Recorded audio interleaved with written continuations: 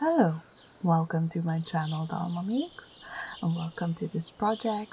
I made a scene from Stardew Valley in cross stitch, and then I inlaid it into the lid of a box made from cardboard and string. But because watching me make 289,765 stitches is very boring, I am going to tell you a little story in pictures. First, there was a void chicken, and then the void chicken laid an egg, and then I petted the chicken, and the chicken was happy. Oh, but what's there to the left of it? What's that shape? Oh, it's a tree trunk. And now it's starting to grow leaves. Interesting. Oh no, it looks really alien and weird. Finally, some green is appearing. Good, good. Oh, look, it's leaves. It's starting to look like a tree. Oh, yay, shading. And more shading. And more leaves. Look, it's a maple tree. Oh, but what's this? Hello, little Junimo. How are you? What's that there behind you? A strawberry plant? Really cool. Oh, there's another one. And hello, bunny. Pat, pat. Oh, the strawberry bushes are spreading. And look, there's a daffodil. Aw, it's coming together. But look, there's a red mushroom. I know, they belong in the fall, but they were so cute. I had to include them. Oh, but what's this? Is grass and weeds growing in? And did I spot there a shy moral hiding behind the daffodil? What are these strange shapes appearing? It almost looks like a cartoon drawing. Oh, but look, they're coming alive with color and shading. It's a door and a window. And look, it's a coop. That's where our little friends live. And there's ground starting to materialize. Awesome. Nobody's floating anymore. And look, finally, the sky turned blue. I know this is silly, but what am I supposed to do when everything is so cute in Stardew Valley? But now, with the cross stitch finally finished, which, yes, it did take me about 3 weeks to complete, let's give it a purpose. So first of all, I am going to be using cardboard for the structure of the box. I traced the embroidery hoop that I used for the cross stitch itself because it was the perfect size, and I cut out a round piece of cardboard so that I can mat the cross stitch itself. Now, using the exterior of the embroidery hoop, I'm going to cut out a slightly larger circle so that there's going to be a backing and a bottom for the box. I also want to give my scene a little frame because obviously I couldn't stitch all the way to the edges perfectly, so I have that little thing to hide. So I cut out a circle to make a sort of frame. And of course, my box is going to need walls, so I'm using a little bit of a thicker cardboard for the walls, and I'm measuring, I believe, about 7 centimeters tall. And I'm cutting out these 2 strips of cardboard because, of course, I don't have a piece that's long enough, but that's not a problem. I'll just patch them together. And to make the walls of the box easily round, I just made sure that I cut the strips perpendicularly to the corrugation so that I can soften them and curl them with the help of the corrugation. Of course, I want to stretch my canvas, and I'm just going to straight up glue it to this piece of a round cardboard. So I'm going to make lots of little slits around the edge so that I can really neatly stretch it. And finally, for the first time in my life, I actually used these finger protectors. They are silicone and nothing sticks to them, but they also protect my fingers from getting burnt from the hot glue. I got these from a friend maybe 2 years ago, and every single time I have handled hot glue, I forgot to use them. But finally, I remembered, and they were very, very handy. I could very easily smooth down those tabs. And I'm really happy because the piece lies quite flat after it's been stretched. After that, I just make sure to stick it to another round piece of cardboard so that all of those tabs are hidden. And I'm doubling up 2 other pieces of cardboard for the bottom of the box. As you can see, I'm using packaging material from the very glue gun that I'm using. My old one sadly died in a big crack and puff of smoke, so I had to get a new one, and I'm very happy with it. And now it's time to assemble the walls of the box. And what you see there is a little bit of release paper.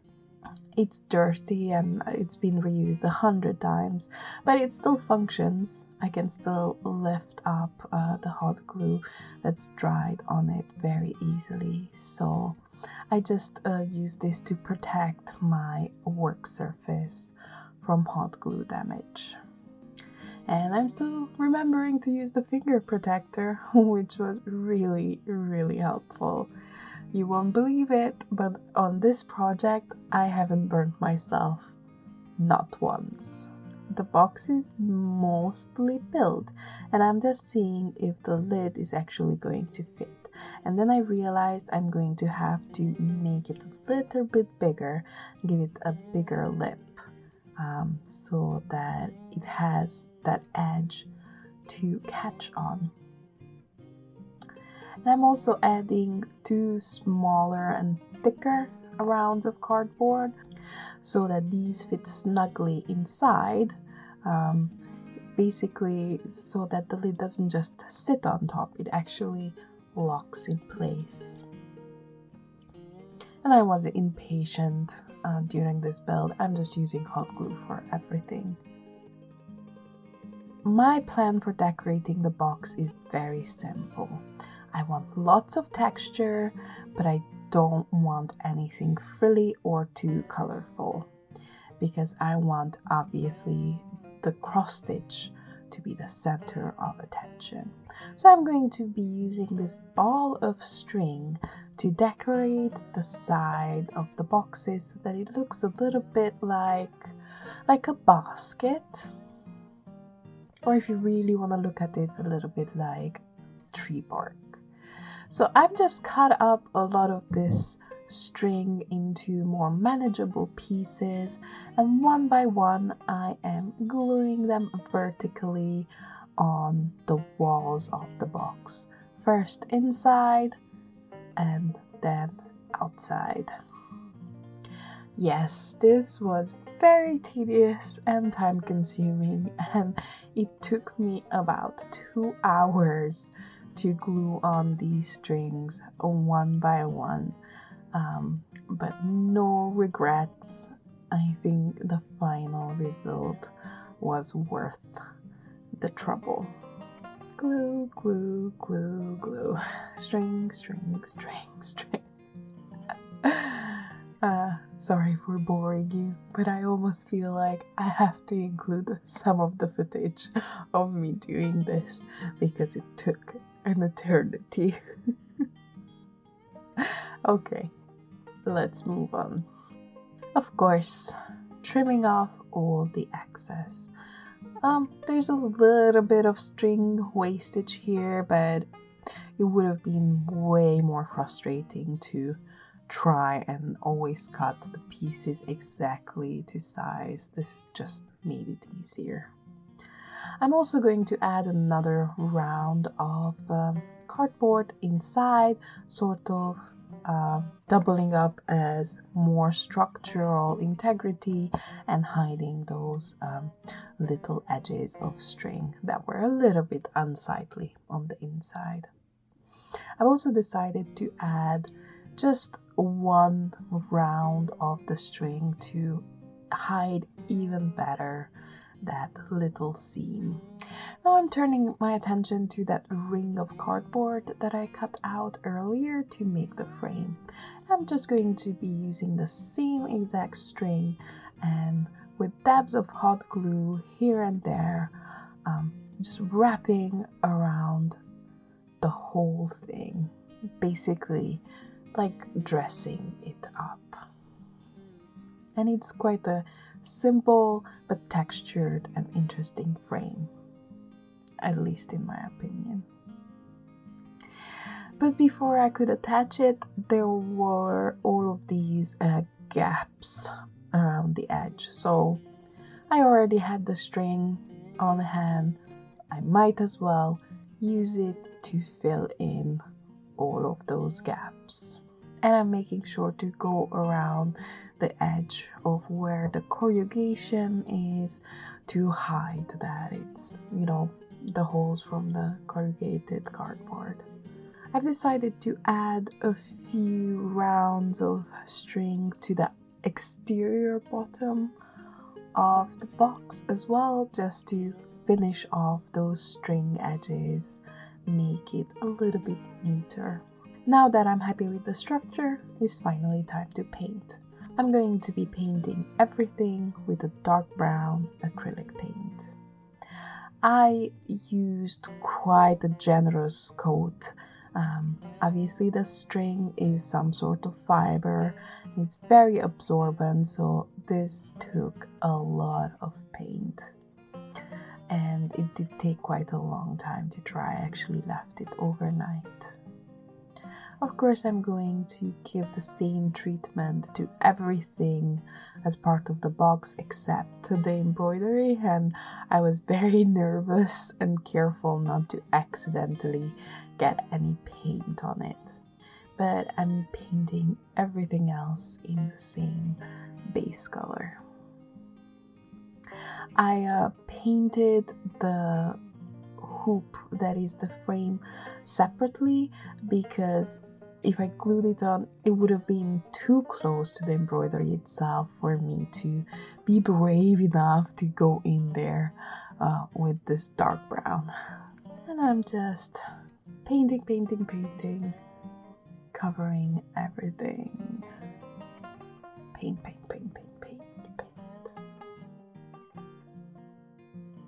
After the dark brown has dried overnight, I'm going to be using this light brown and basically dry brush over absolutely everything. And uncharacteristically to most of the work that I usually do, this is going to be it for the painting. As I said, I really wanted everything else to be quite plain on the box. I think the texture brings enough character to it, and I really don't need loud colors or any other decorative elements. I really want to just show off that inlaid cross stitch. It's quite satisfying to watch the dry brushing catching on all of those ridges. And now the scariest part, actually gluing the frame on the cross stitch. I was very careful to lay down just a very thin strip of hot glue, but I had to work quickly before the glue dried, and thankfully I managed without any big mistakes. When I attached it, I realized that by adding the frame, I created yet another ridge, and it was a little bit unsightly and it looked a little bit unfinished. So I'm just going to go ahead and fill in the gap with more of that string. And of course I need to unify it and make it look like, oh, I always meant it to be like this. So I'm just using whatever I had left of that dark brown paint. I actually had to cut the tube to scrape out the last bits. I was so worried I was going to run out, but it was just enough. Of course, I left it to dry again, and going back with that chalky lighter brown to a dry brush over the whole thing. And it is actually finished. I can't believe it. The cross stitch itself took me such a long time. It was super satisfying to have it as a finished object. I really hope you enjoyed this video. Please do let me know in the comments if you've ever played Stardew Valley. Let me know what are your favorite things in the game. Characters, animals, plants. And let me know if you spotted the little artifact spot I hid in the scene. I would love to hear feedback on my work as well, and please consider subscribing to my channel if you enjoyed this video. I have lots of other crafty projects planned in the future. I make all sorts of things, from miniatures to sculpting to bottle art and much more. Usually covering nerdy themes like Dungeons and Dragons and Pokemon, and who knows, maybe I'll have more Stardew Valley projects in the future too. Thank you for watching. I hope you're having a nice day. Bye!